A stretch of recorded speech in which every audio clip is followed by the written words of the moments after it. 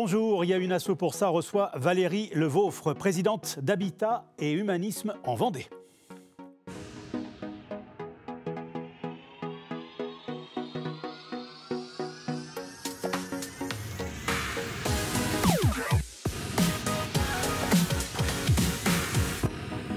Trouver un logement décent qui répond aux besoins de populations dites en précarité est devenu aujourd'hui un véritable combat de tous les jours.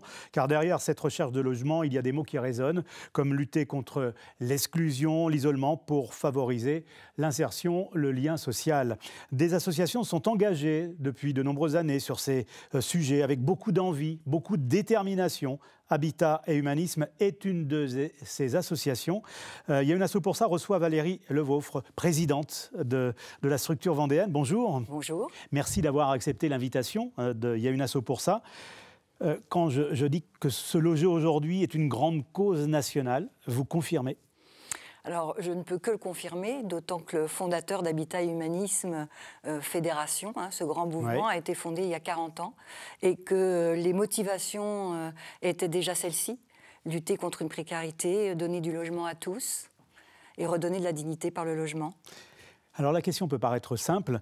Quels sont les freins aujourd'hui à trouver un logement pour cette tranche de la population, dite en précarité, en marge peut-être d'une société ? Alors, ils ne sont pas tous en marge. Et aujourd'hui, c'est ce qui est un peu criant. Aujourd'hui, viennent frapper à notre porte des seniors dont la pension n'augmente pas, mais le loyer, oui. Nous avons aussi des personnes qui sont en CDI. Et le CDI ne suffit pas à trouver un logement à la hauteur du salaire dont ils disposent. Donc, ils se débrouillent, ils dorment dans la voiture, ils dorment chez des amis, dans la famille. Et puis, de plus en plus de familles monoparentales. Voilà. Ou par des violences conjugales, ou tout simplement parce que le fait que la famille se sépare, eh bien, il faut 2 logements.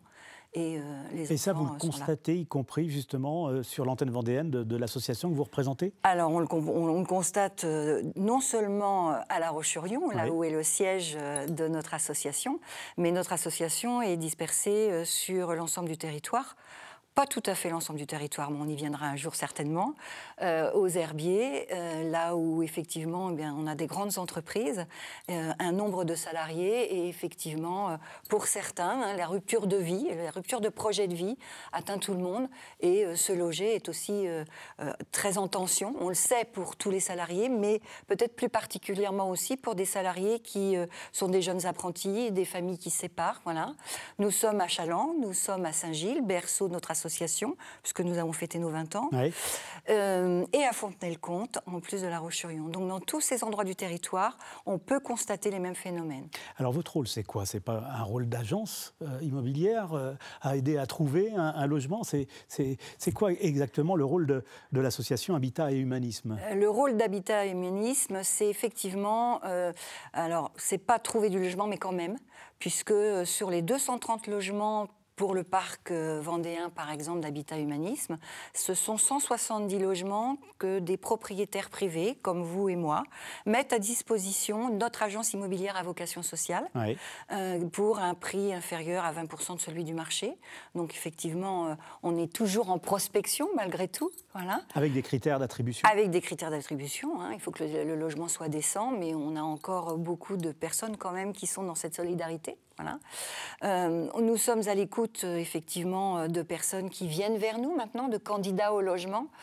Sont d'abord des bénévoles qui prennent l'accueil téléphonique, puis qui vérifient en présentiel, qui vérifient d'abord que ces personnes ont des ressources suffisantes. Même si le loyer est inférieur, il faut quand même que le reste à charge soit suffisant pour vivre.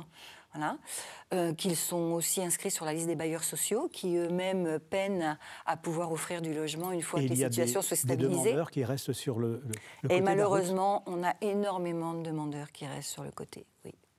Et ces personnes-là, elles attendent ? Elles attendent. Et n'ont pas souvent la réponse face à leurs demandes ? Une des premières, en tout cas dans l'entretien, nous sommes toujours très prudents parce que vous voyez que notre parc, il est quand même pas très grand. Puis on n'a pas non plus l'ambition d'être un bailleur social tel que Vendée Habitat ou Vendée Logement. On est dans une complémentarité d'offres. Effectivement, nous avons des difficultés à dire à tous. On aimerait bien, mais c'est pas possible. Voilà. En quoi se loger amène du lien social et permet la réinsertion? Alors c'est une question qui peut paraître évidente pour sa réponse, mais il est peut-être bien de le rappeler. Eh bien, vous savez bien que les besoins premiers, une fois qu'ils sont couverts, on est sécure. Voilà. Donc, c'est toutes ces personnes qui sont en rupture dans leur projet de vie, c'est leur apporter une sécurité à travers le logement. C'est déjà ça. Une rencontre, parce que souvent, il faut pouvoir non seulement poser ses valises, mais poser ses valises, sa charge mentale, quelque part. Voilà. Donc ça, c'est une écoute avec nos bénévoles dans ce logement accompagné, parce qu'on ne loge pas pour loger, on accompagne. Je vous l'ai dit, on accompagne dès l'écoute téléphonique en amont. Ce sont des commissions d'attribution logement 2 fois par mois qui permettent de voir, en fonction des logements qui sont disponibles, le profil du ménage qu'on va pouvoir intégrer.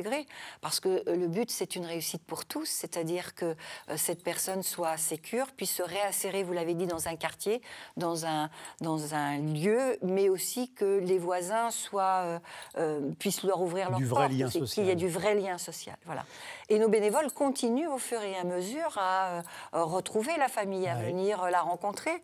Nous avons des bénévoles bricoleurs, donc souvent sous prétexte d'un joint inchangé, d'une tringle de rideau à remettre d'équerre. C'est aussi une façon de revenir et de continuer ce lien social. Pardon. Ce mal logement, est-ce qu'il est plutôt urbain ou aussi présent dans les territoires comme celui de la Vendée? Il est présent dans tous les territoires. Ouais. Il est urbain parce qu'effectivement, les entreprises sont près des communes et des agglomérations, puisque l'objet, c'est aussi, quand on accueille une famille monoparentale qui vient de l'extérieur, par exemple, c'est de l'accompagner à aller vers un travail et se stabiliser en tant que citoyen. Mais nous avons beaucoup de rencontres aujourd'hui. Depuis 18 mois de ma prise de fonction de présidente, j'ai dû rencontrer une vingtaine d'élus. Oui. Donc, à la fois dans des agglomérations, là où sont nos antennes, mais aussi dans des communes aux alentours. Parce qu'effectivement, le besoin est prégnant. Ce sont aussi des agriculteurs ou des agricultrices qui, à la fin de leur parcours professionnel, vendent leurs terres ou les cèdent et qui ont besoin de revenir en centre près d'un bourg, par exemple. Comment vous trouvez, vous pistez les maisons, les logements qui après sont proposés à cette population? C'est quoi? Pour le propriétaire, il y a une dimension sociale, humanitaire qui l'amène à frapper à la porte de votre association? Alors oui, on a effectivement un certain nombre de personnes qui viennent vers nous. C'est pas l'appât du gain? C'est pas l'appât du gain, puisque vous voyez bien, en plus, on est plutôt sur des aides fiscales qui tendent là aussi à diminuer plutôt que d'augmenter. Donc, on est vraiment sur un geste de solidarité. Nous avons un club propriétaire solidaire, puisque dans le cadre de l'association qui représente une centaine de bénévoles, tous les bénévoles ne sont pas à l'accompagnement, mais déploient leurs compétences au service de l'évolution de l'association.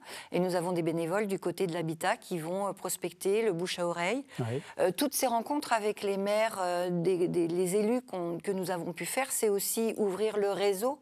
Nous avons envoyé cet après-midi, je vais aller à la rencontre d'un monsieur qui arrive à la fin de son parcours de vie, il le pense sereinement et avec son notaire, il a envie de nous faire le legs de sa maison, par exemple. Voilà.